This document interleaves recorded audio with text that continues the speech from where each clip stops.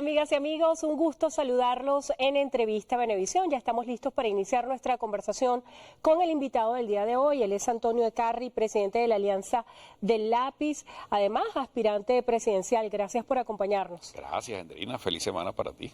Interesantes temas que analizar y sobre todo lo que ha transcurrido en el mes de febrero, que ha estado cargado de muchísima información. Y vámonos a los números, porque los números no son opiniones. 27 fechas para las posibles elecciones presidenciales, más de 20 nombres de postulados a candidatos a la presidencia de la República. ¿Qué interpreta usted de todos estos números? Bueno, la pluralidad. Yo creo que siempre es bueno que los venezolanos, primero, aquí hay que superar los complejos.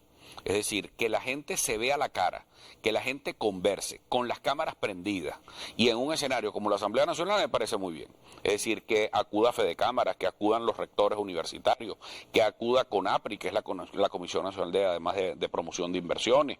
Es decir, que el país nacional se vea y que esto no sea un asunto nada más de los políticos. Es decir, yo creo que eso es un hecho que hay que celebrarlo. Es decir, que el país se vea para resolver los problemas, porque es que si no, no vemos cómo resolvemos los problemas. Entonces, ahora, esa minuta que se levantó allí, porque recuerda que el Poder Legislativo no es el Poder Electoral, entonces entre todos se elevaron una serie de propuestas y se levantó una minuta de las propuestas que cada una de las organizaciones políticas hizo. En el caso de Lápiz, y que coincidimos con el alcalde Gustavo Duque y Fuerza Vecinal, fue el 27 de octubre. Eso tiene unos criterios. El criterio nuestro para la fecha de las elecciones es que le sea útil a los venezolanos. ¿En qué sentido útil? Bueno, útil porque le genere una transparencia no solamente interna, sino también transparencia externa para que puedan venir inversiones a Venezuela, porque necesitamos dólares. Los venezolanos necesitamos dólares, necesitamos divisas en Venezuela.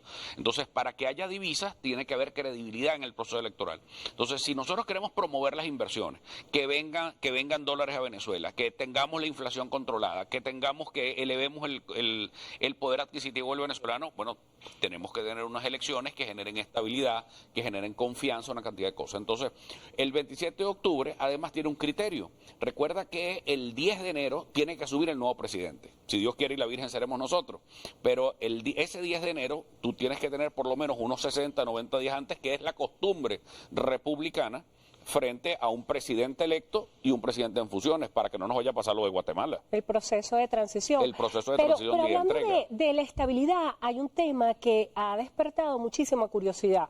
Si bien es cierto que la Constitución Nacional establece una fecha para la toma de posesión del presidente una vez electo, no existe ni en la Constitución ni en la Ley Orgánica de Procedimientos Electorales una fecha para la realización de las elecciones. ¿Piensa usted que debería existir una enmienda en este sentido para que en el futuro no exista esta duda que se ha desarrollado a lo largo de todo este tiempo en cuanto a la posible fecha de elecciones? Estoy totalmente de acuerdo contigo. Los venezolanos necesitamos más que nunca certidumbre. Es decir, nosotros tenemos que saber las fechas de las elecciones de aquí a los próximos 50 años. Es decir, que los venezolanos sepamos cuándo vamos a ir a votar, porque eso le genera certidumbre al país. Es decir, cuándo van a ser las próximas elecciones presidenciales, cuándo van a ser las próximas elecciones legislativas, y eso no tenga que ver con el cálculo político de ciertas organizaciones partidistas que estén en su momento en el control. Hoy será el PSUV, pero mañana será Lápiz, o pasado mañana será otro. Pero la verdad es que eso lo que tiene que ver es una fecha fija. Ahora, como hay una fecha fija de toma de posesión presidencial, que es el 10 de enero, que es mucho más, incluso mucho más precisa que la que establecía la Constitución del 61, que hablaba entre marzo y febrero, con las elecciones en la primera semana de diciembre. Pero eso se puede corregir con la Ley Orgánica del Poder Electoral, con una reglamentación especial del Consejo Nacional Electoral o con cualquier instrumento jurídico, pero hay que ponerle la fecha. Y esa fecha para que siempre sea eso mismo. Cualquier cosa que hagamos que le genere certidumbre a los venezolanos, porque ¿hasta cuándo vamos a sufrir los venezolanos, Enrique? Hablando de hechos inéditos, también es inédito que se dé un documento al Consejo Nacional Electoral en torno a un proceso electoral. ¿Piensa usted que aparte de la disposición de la fecha, hay otras garantías que deban resaltarse? Por ejemplo, claro, yo estuve leyendo el acuerdo y está el tema del financiamiento a los candidatos. ¿Qué piensa usted acerca de eso? No, fíjate, ahí hay algunos borradores que circularon. Okay. Lo que sí se consiguió era un exhorto al Estado venezolano para lo que tienen que ver con la publicidad de los candidatos en los medios de comunicación. Y esto Que, es bien que importante, incluso abarca las redes sociales. que incluso puede abarcar las redes sociales. O sea, mientras más transparencia, mejor. Es decir, todos estos debates transcurrieron con las cámaras prendidas. Es decir, hay una cosa que decía Arturo Uslar Pietri, que a mí me encanta siempre citarlo, que decía, Venezuela necesita una cura de verdades. Entonces, tener 14 reuniones escondidos, irse para una isla y nadie sabe cómo es el asunto. No, no, no, no. En Caracas y con cámaras prendidas. Porque este país tiene además una cifra, tú que estás hablando de cifras, que a mí me alarma muchísimo. Y es una cifra de la Universidad Católica Andrés Bello, de la Escuela de Psicología. El 82% de los venezolanos no confía en nadie. Y hoy por Dios, pero no es que no confíe en nadie a los políticos, no, es que no confían ni en el vecino. Entonces, esa es una cifra que nos compromete muchísimo a los venezolanos en recuperar nuestra confianza, Endrina. O sea, los venezolanos necesitamos generar acuerdos.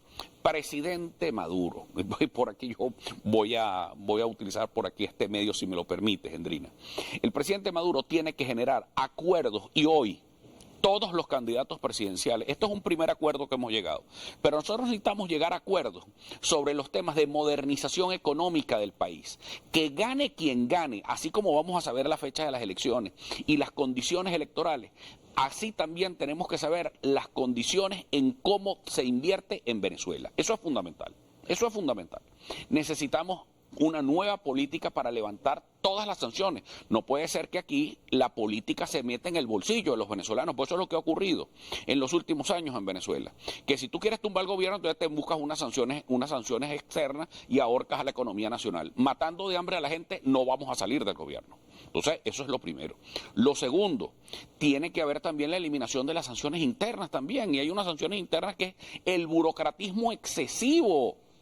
O sea, es decir, la cantidad de trámites que tiene que alguien que hacer, que va a montar su negocio, que lo va a sacar de su casa y lo va a llevar a un centro comercial y te caen las 7 plagas de Egipto. O sea, eso no puede ser. O sea, tú tienes que simplificar la carga fiscal. Tú tienes que bajar la carga fiscal, porque Venezuela viene de una economía de guerra. Y como viene de una economía de guerra, tú tienes que lograr unos acuerdos económicos donde se involucre de nuevo Fede Cámaras, donde se involucre CONAPRI, donde se involucren las universidades, etcétera. Ha utilizado varias veces en su discurso la palabra acuerdos y yo quisiera saber si para usted murió el acuerdo de Barbados y voy a citar lo que dice Jorge Rodríguez sobre la propuesta presentada ante el CNE, es desarrollo del acuerdo de Barbados y lo sustituye. ¿Murió el acuerdo de Barbados?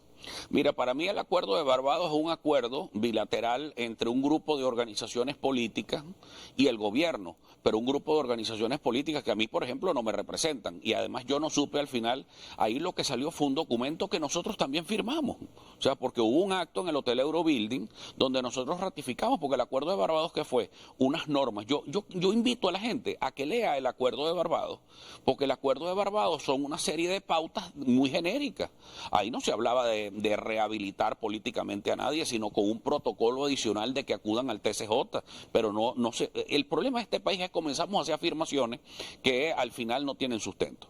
Entonces, ¿qué es lo que yo creo? Que lo que es válido es que hay un documento preciso, discutido en Caracas, discutido en Venezuela y que se está llevando al Consejo Nacional Electoral. Acerca de ese documento preciso, la representación de toda la oposición queda allí clara. La plataforma unitaria y todos los sectores de la oposición, porque usted es uno que ha dicho en varias entrevistas que en Venezuela existen distintos tipos de oposiciones. ¿Todas las oposiciones se vieron representadas en este acuerdo? Bueno, por lo menos la inmensa mayoría. Ahora, que haya una gente que no quiere asistir, eso es una cosa insólita. Que les guste ir a una isla del Caribe, pero no les gusta ir al centro de Caracas. Bueno, yo a nadie lo puedo obligar a eso. Pero lo más importante era que estábamos todo el país, ahí reunió distintas instituciones, no solamente los partidos o los políticos. Lo que me gustó de esta reunión, porque eso hay que reconocerlo, hay que superar los complejos. Hay cosas que gustan y hay cosas que no me gustan. Hay cosas del gobierno que no me gustan, como el impuesto a las grandes transacciones financieras, y hay cosas que con esta iniciativa de la Asamblea Nacional a mí me parece que hay que respaldarla, y cómo no la vamos a respaldar, porque eso es como decir, es que en este país nadie consultan, pero si me consultan, entonces no voy, porque me están consultando. Eso es como loco. Entonces vaya para el psiquiatra más bien. Entonces yo creo que en Venezuela tenemos que poner las cosas en la lógica, en la serenidad, y esa frase que decía el general López Contreras que era fascinante, que era calma y cordura. para que Venezuela pueda comer y podamos rehabilitarle la estabilidad emocional al venezolano. Ekarri, si nos vamos por silogismo a esa lógica a la cual usted hace referencia, si todos ustedes no se pudieron poner de acuerdo en una sola fecha, ¿cómo se piensan poner de acuerdo en torno a una candidatura unitaria, que sería, según algunos analistas políticos, la única manera probabilística de que puedan acceder al poder? Yo creo que esos analistas políticos están muy equivocados. Y están muy equivocados porque el gran enemigo que tenemos en Venezuela no es la pluralidad. Porque yo tengo que meterme en un chantaje, en una camisa de fuerza con partidos o con oposiciones que me gustan, pues hay unidades que restan, no que suman. Ahora, sí te quiero decir algo, hay algo a quien yo le tengo mucho temor y que los venezolanos tenemos que combatir porque es el gran cáncer de la democracia, que es la abstención. Si usted no quiere cambio, quédese en su casa y no opine y se abstiene. No. El gran reto de los venezolanos no es que hayan varios candidatos y esas cosas, siempre los va a haber, porque en Venezuela siempre ha habido folclorismo. O sea, es decir, hay mucha gente aquí hay una frase del general Pérez Jiménez que decía que en Venezuela todos nos sentimos capaces de ser presidentes, entonces todo el mundo se lanza. Y en política hay otra frase, el que respira, aspira. Respira, aspira, todo el mundo va a aspirar siempre, pero lo más importante de esto es que tú tengas una propuesta de país, que sepas que vas a ser jefe del Estado, que vas a ser el jefe de la hacienda pública, que vas a ser el comandante en jefe de las Fuerzas Armadas, que vas a llevar las relaciones internacionales de la República y de un país que viene con una economía prácticamente, pero quebrada. Ekarri, hay varios aspectos en torno a estas elecciones presidenciales que son fundamentales y que se han debatido a lo largo de todo este tiempo. El registro electoral permanente, la participación de los venezolanos en el exterior y el tema de la observación o acompañamiento internacional. ¿Piensa usted que existen garantías para que todos estos elementos estén cubiertos? Y otro tema central de debate, las inhabilitaciones. Mira, la primera pregunta, si lo hubiésemos hablado, no queda tan perfecto. Fíjate que nosotros planteamos el 27 de octubre, precisamente para que haya una jornada de actualización y de inscripción al registro electoral que es urgente. Eso lo estamos exigiendo a la Alianza del Lápiz. Lo segundo, tiene que haber el voto del venezolano en el exterior. Y además hay países donde, y lo ha dicho nuestro secretario general Eric Ondarroa, que lo pidió expresamente, donde hay países donde hay relaciones con Venezuela, el caso de Colombia, el caso de Perú, el caso de Chile, el caso de Argentina, el caso de Brasil, el caso de España. Es decir, tenemos ahí una gran cantidad de consulados que pueden abrirse perfectamente para la inscripción y actualización del registro electoral. Entonces eso falta es voluntad política.